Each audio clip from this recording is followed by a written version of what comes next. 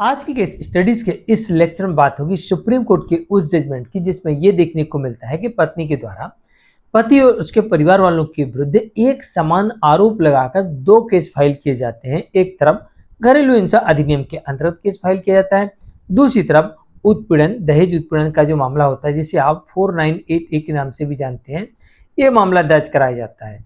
दोनों में एक जैसे समान आरोप थे और यहाँ पर पत्नी के द्वारा दो केस अलग अलग फाइल कर दिए जाते हैं। पति और उसके परिवार के लोग जो पत्नी के द्वारा दहेज उत्पीड़न का जो केस दर्ज कराया गया था 498A और अन्य धाराओं में, इसे वो चुनौती देते हैं, हाई कोर्ट जाते हैं और इस केस को वहां से क्वैश करा के लाते हैं।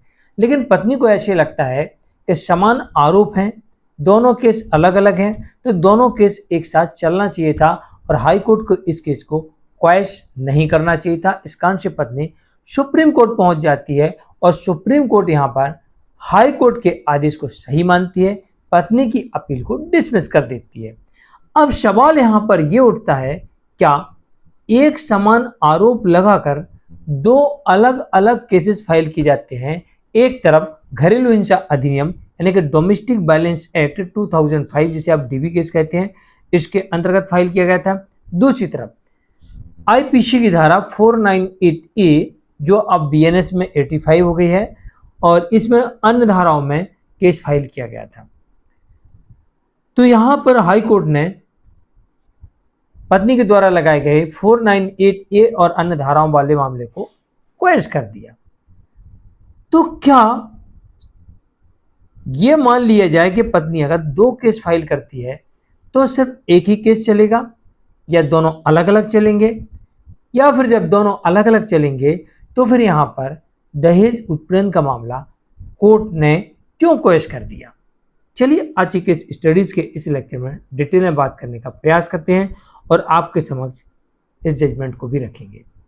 जय जिनेंद्र मुकेश जैन। वीडियो को लाइक और शेयर कर दीजिए और इस तरह के जजमेंट्स का पैकेज पाने के लिए जिसमें लगभग आपको 200 जजमेंट्स मिलते हैं किसी जानकारी के लिए दिए गए नंबर पर आप हमें संपर्क कर सकते हैं। दरअसल इस मामले में डोमेस्टिक वायलेंस एक्ट के अंतर्गत एक मामला दर्ज कराया गया था, जैसे मैंने पहले बताया। दूसरे यहाँ पर दर्ज कराया गया था 498A। ये सभी आईपीसी की धाराएं हैं, अब ये बदल चुकी हैं, बीएनएस में आ गई हैं। 406 और साथ में 500, यानी कि यहाँ पर पत्नी ये कह रही कि दहेज के लिए मुझे या अन्य कारणों से मुझे मानसिक तौर से परेशान करते थे, शारीरिक तौर से मुझे प्रताड़ित करते थे। साथ ही पत्नी ये कह रही मेरा सारा स्त्री धन पति और उसके परिवार वालों के पास है, और साथ ही पत्नी ये कह रही कि मेरे साथ धोखा हुआ है। तो ये तमाम आरोप लगा रही है और इसमें पत्नी के द्वारा एक केस फाइल किया जाता है। दूसरी तरफ पत्नी कह रही कि मेरे साथ ये सब कुछ हुआ है तो मुझे मेंटेनेंस मिलना चाहिए, राइट टू रेसिडेंस मिलना चाहिए, रेंट मिलना चाहिए, इसके अलावा अन्य खर्चे मिलना चाहिए, अंतोष मिलना चाहिए, सुरक्षा मिलना चाहिए, संरक्षण का आदेश मिलना चाहिए। तमाम डिमांड यहाँ पर घरेलू हिंसा पत्नी करती है।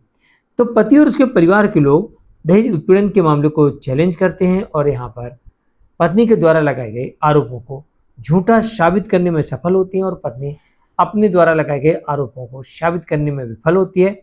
इस कारण से इस मामले को यहाँ पर क्वैश कर दिया जाता है, ना कि यहाँ पर यह कारण है कि दोनों मामले में एक जैसे आरोप हैं। इस कारण से दोनों मामले अलग अलग प्रवृत्ति के हैं। डोमेस्टिक वायलेंस एक्ट के अंतर्गत जो पत्नी ने केस किया है इसमें तमाम प्रकार के अनुतोषों की डिमांड की है, इसलिए सिविल मैटर है, इसमें अनुतोषों की डिमांड की गई है।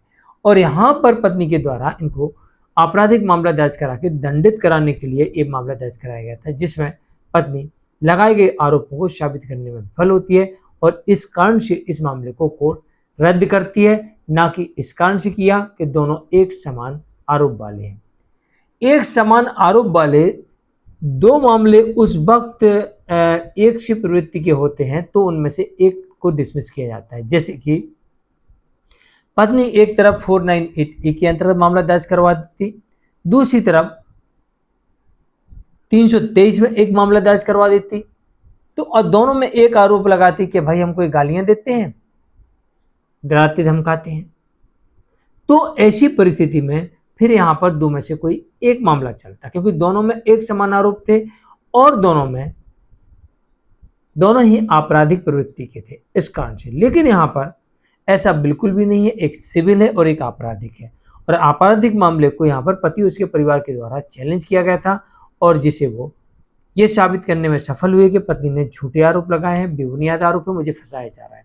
और इस कारण से हाई कोर्ट ने पत्नी के द्वारा लगाए गए 498A 406 500 के अंतर्गत आने वाले आरोप पत्र को रद्द कर दिया था।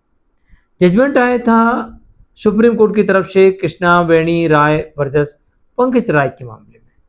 आज के लिए इतना ही। मैं मुकेश जैन, नमस्कार।